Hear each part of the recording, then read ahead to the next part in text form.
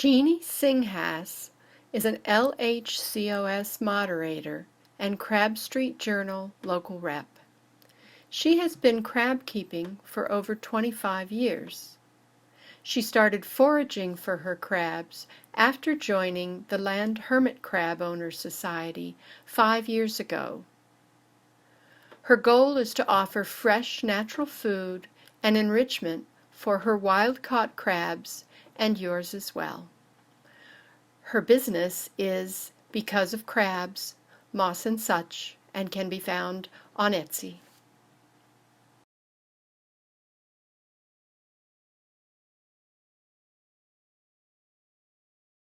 Hi, it's Jeanne.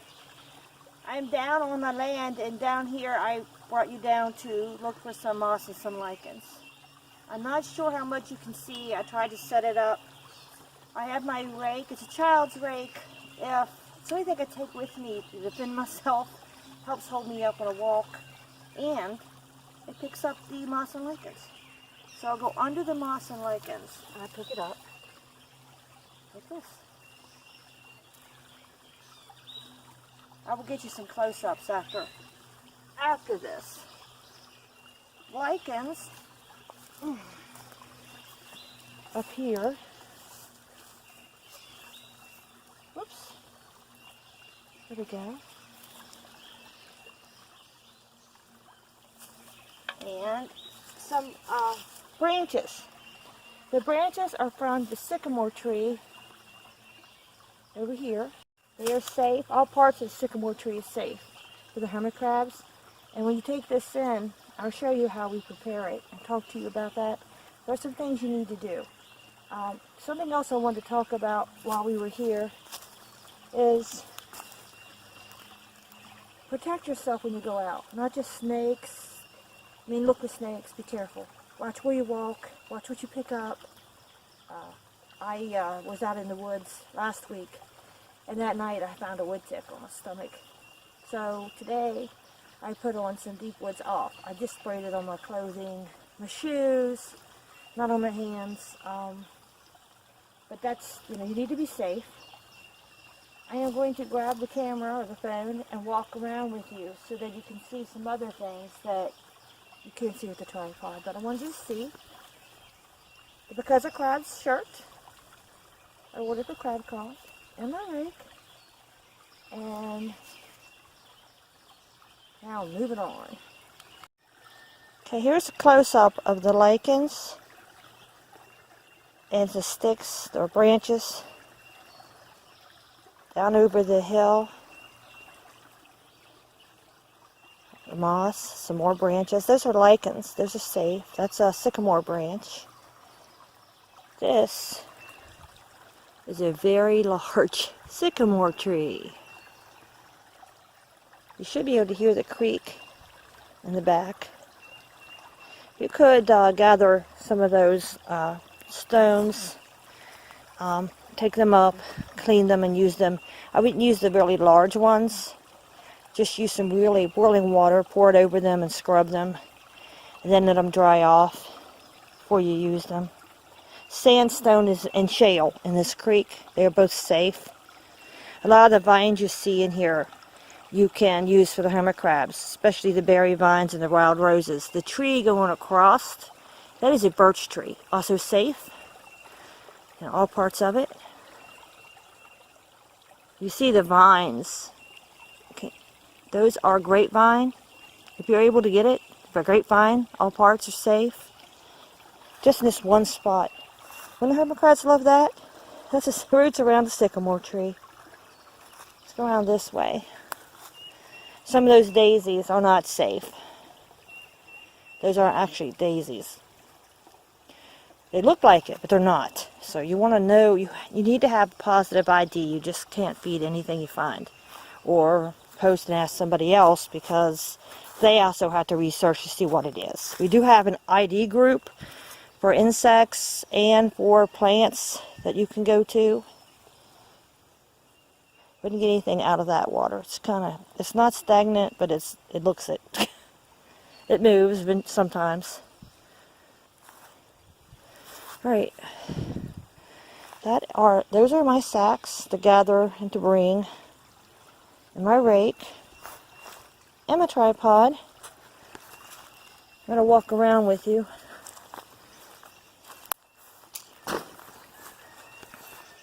Many of you should see things that are or are not safe.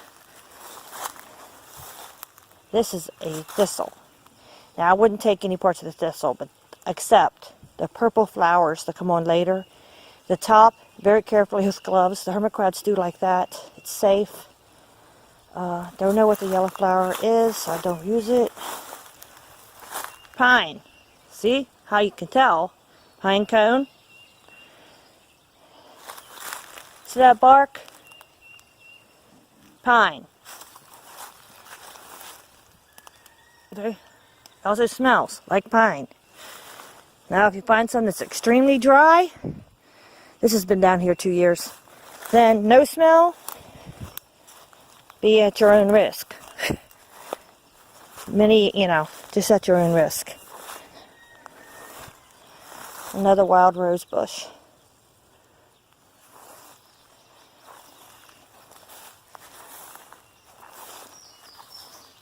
Dandelions. Anybody knows any of these plants, please feel free to identify if you know.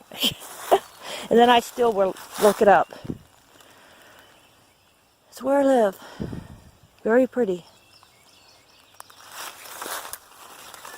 Then watch where you're putting your feet. If I fall down, don't laugh. More dandelion. I don't know if I said this 6 times. Depending where you live, you will have different plants different times of the year. Okay, this one with the moss, which is great, that moss is good. That, if I'm saying it right, is flew right out of my head. It's not clover. I have to correct myself later. But it's safe. Or think about it. Wood sorrel. Yep, that's it. I'll leave that in. I like you guys to know that I'm not fake. I think as I walk and I think as I talk. There's more wood sorrel. The whole plant's safe. The vine coming up through that is honeysuckle. Only the flowers are safe. And it's not bloom. The vine is not blooming. But the wood thistle, the flowers, I feel like that. I try to dehydrate the wood sorrel and the clover, which are both safe. They are a dark green.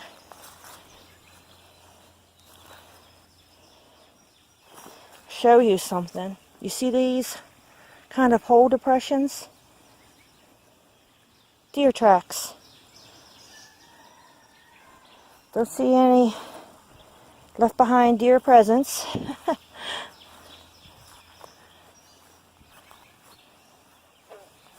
Bullfrog, you hear him?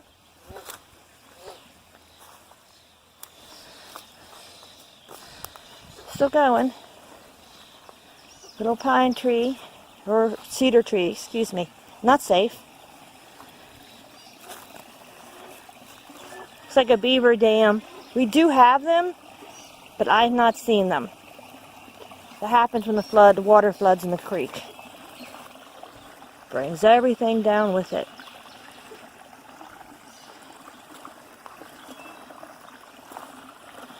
More stones. There's a sandstone or shale. That's what we have here. This is the neighbor planted this, but it's a willow tree. Nothing here is treated with anything. You see the neighbor's rooster. It's way back there. So all parts of the willow tree are safe.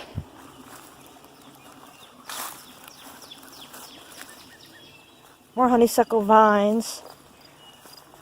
Another cedar tree. You know, when you go out to forage, there's blackberry vines. It could take a long time. I mean, you're out here with sorrel. You can bring the,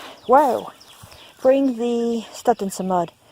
Bring the safe food list and the foraging guide from the Crab Street Journal. Look at it before you come out. Find out what's on your property. Get permission if it isn't your property. Do not take from private land or state or federally owned land.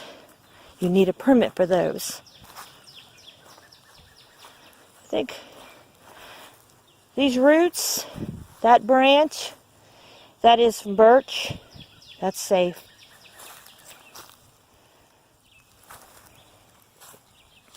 All these leaves, I see birch, oak. These are sycamore, birch, and oak leaves. The neighbor's rooster. Don't have a name. There were 5, but we have coyotes and raccoons, so now we have 1. More honeysuckle. Fresh grapevine. Where the leaves are. You can use any of this in your crab habitat.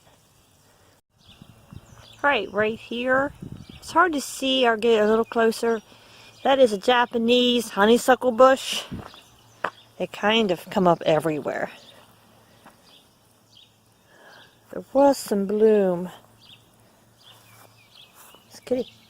There's bloom there. Not quite open yet. Mostly it's done blooming. Along my flower bed. Ouch. See the poppies? Poppies are not safe. The flower. But poppy seeds are. It's the neighbor's side. Bluebells come up over there and they're safe.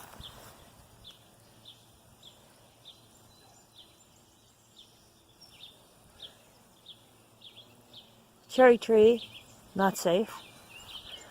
Wild rose bush again. And blooming. It could also be vines. Any of the wild vines here I do feed. They're in the rose family.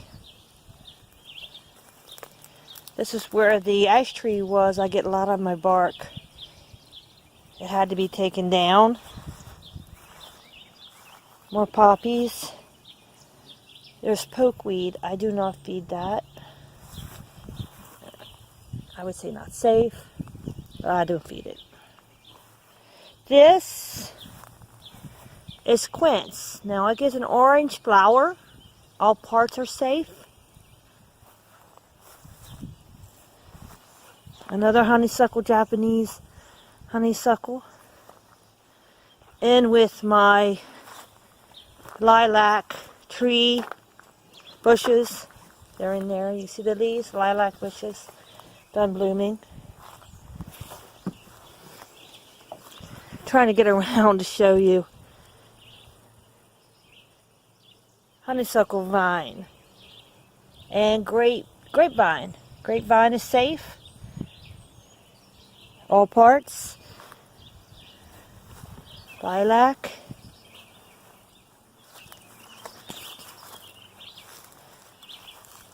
Thought in here I had some different flowers. I guess they didn't get to come up this year. This is Rose of Sharon. Trying to get, okay. It's leaves, not blooming yet, but the whole Rose of Sharon is safe. In this wagon, really old wagon, are various barks, branches, with and without lichens. This is ash bark with some lichen that I've collected in the last 6 months or so. These leaves that are down in here, these are maple leaves. I'll show you. Don't bother that. As far as I believe that's poison oak, but it is poison.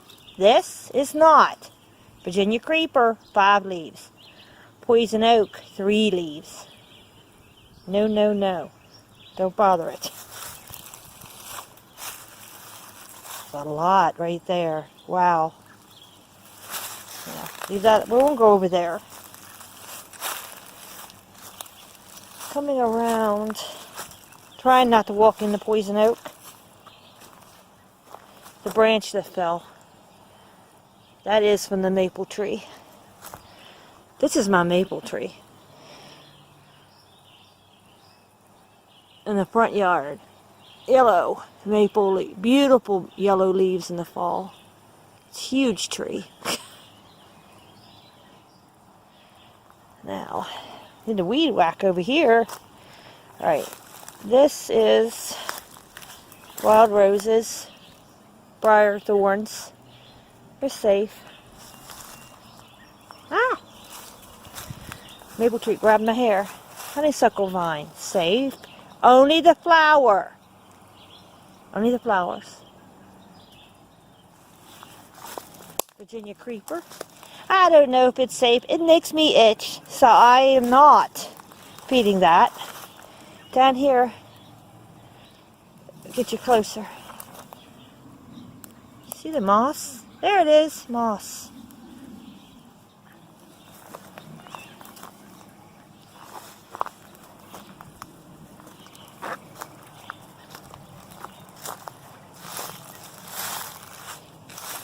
Walking you over through all the maple leaves. They're all safe.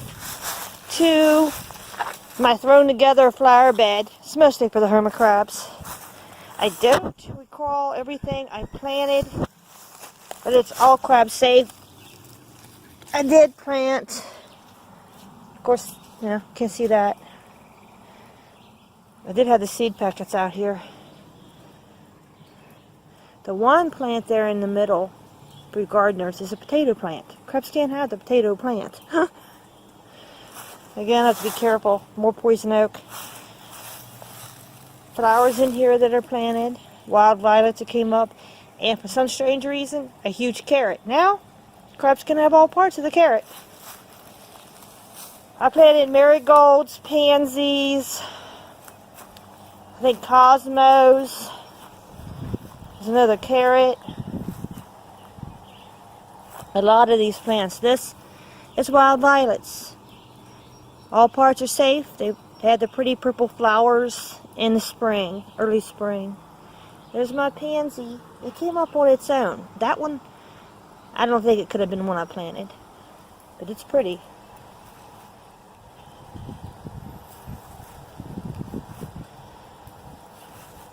Wood sorrel again. Now there are plants in here that are crab safe, and various mints are also in here. There's like a chocolate mint. Some people do feed mints, peppermint and spearmint. Peppermint, the crabs won't eat that. Don't like it. Different flowers coming up. I believe Cosmo are in this one. Now that one is catnip for the cats. Not crab safe. Don't feed catnip. And don't feed that. That's Minnie. Hi, Minnie. She follows me around. She's a neighbor's cat.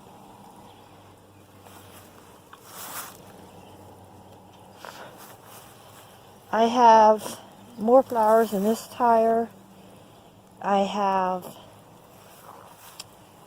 plants back here. And this whole row of fence is honeysuckle vine. Rose. I planted some time back roses, but they're not blooming yet. I think I have a yellow and a pink. More honeysuckle vine. Don't know what that tree is. I think it's locust, and it's not safe. Black locust is not safe. Honeysuckle vine on a maple tree. A huge maple tree.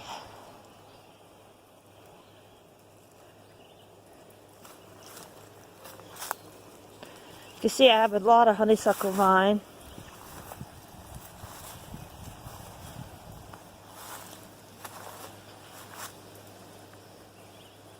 It's going up into the tree.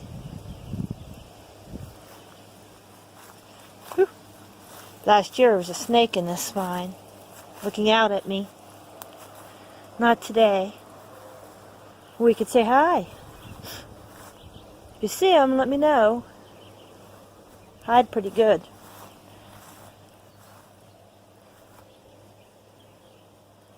You can see it's really wild around the outside of our yard. Look at those vines. They go way up in a tree. Look at that. Another huge maple tree.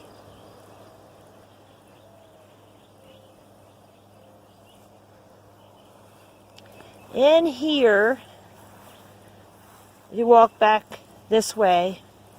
Some of this is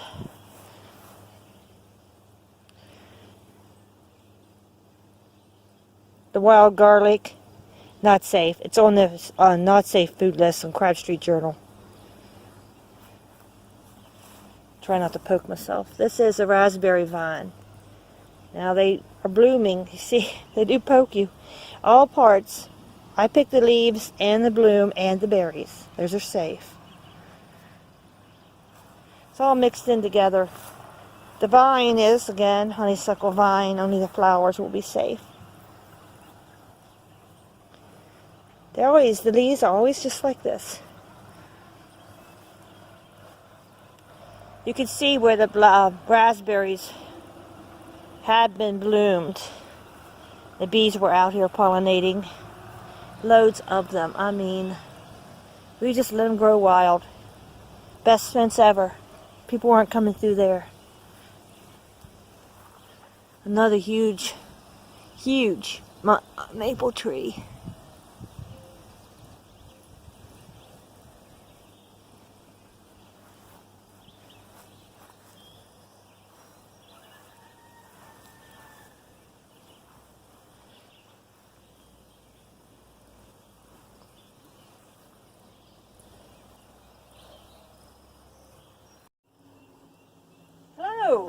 Well, here's my CrabCon table to show you what I do forage. Let's start over here. These are leaves. This is sycamore. There's some oak in here. I did these dry if they're wet. They can be frozen or baked in the oven before you serve these to crabs. This, yep, deer poop. This suggests just air dry this really good till it's really, really dry. Maybe out on your porch. Lichens. You can see the lichens. Most lichens are going to have a lot of pine needles, nuts and things in them. You have to remove every one of those. Like 99%. The crabs, this is really good. It provides chitin for the hermit crabs.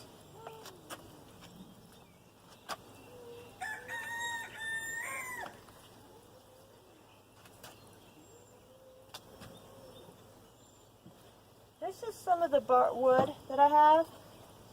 You can see this is growing moss right on the wood. This wood had been in the woods a very long time, but it was near oak trees. No other trees.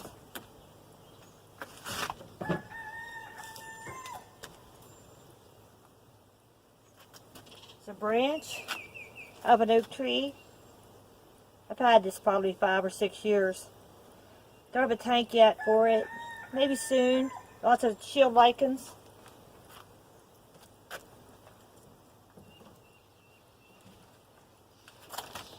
Smaller oak, sycamore, different things.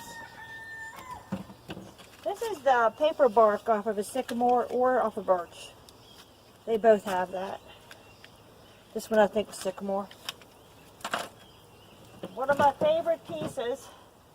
There's only one person that I would be tempted to send this to, and that's Rosemary. Other than that, this is staying with me.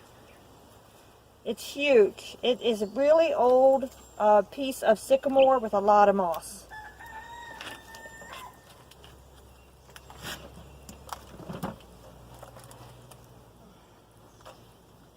This fell off of a sycamore tree. See how it's almost a complete bark? So I love this. This I would like. I'm supposed to be getting like a 200-gallon aquarium soon. This will probably go in there. Look at that. Nice.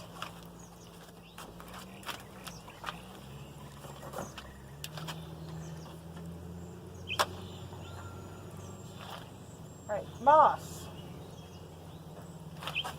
This is fern moss. See, it's all feathery or feather moss. Cushion moss. I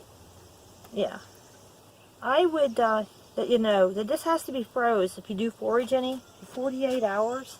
And anything that doesn't belong in there needs removed. I don't care if it's pine needles, if it's not crab safe, it has to come out. And then you freeze this 48 hours. This and this, and oh, they smell good. Lilac. Now, these are dehydrated, stem and all. They're pretty. I have a good bit of this. Back here, went to Williamsburg and collected all these oyster shells, or my daughter did. So you could forage oyster shells. They can go, after you boil them, they can go into water pools. They can be used for food dishes. They provide calcium. Yeah, and they're just cool. They can climb on them. Well, I have a whole bucket full of those. Like a 5-gallon bucket. Ash bark. Nice piece. You look at bark and go, well, that's not very sturdy. Well, if it's sturdy and healthy and hard, crabs don't like, they might like that, but this, they're going to want to eat this. They just will. It needs to either be baked in an oven, which is the best, if it doesn't have lichens or moss, which this does. And if it's a nice big piece, I freeze it for like a week. But technically 48 hours should do it. And if you think you might even have ants, you do that more than once, so that you confuse them. You freeze it, take it back out for a couple days, freeze it again. Even if you think you might have ant eggs. Because they can live through winters. They come out when it thaws.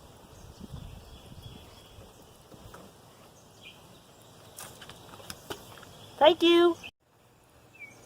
This is a close-up of the table of what I just showed you. The lichens, the deer poop, the leaves, the awesome bark, the long branch. These flowers are dried. They're for an order. There are dandelions, quince, violets, pansies, also some honeysuckle, some roses. Here's some quince, dried. Pear blossoms, which they're gone now, but these are dehydrated. Chickweed, dehydrated. Dead nettle, dehydrated. This is dandelion and the wood sorrel, not dehydrated, just fresh. These you would just wash and wait. You can even soak them in water if you want to make sure there aren't any ants. The dehydration is going to cook anything that's in there. It's going to dry it out anyway. Nice piece I didn't get to show you. Softwood. It's a piece of ash, I believe, or oak.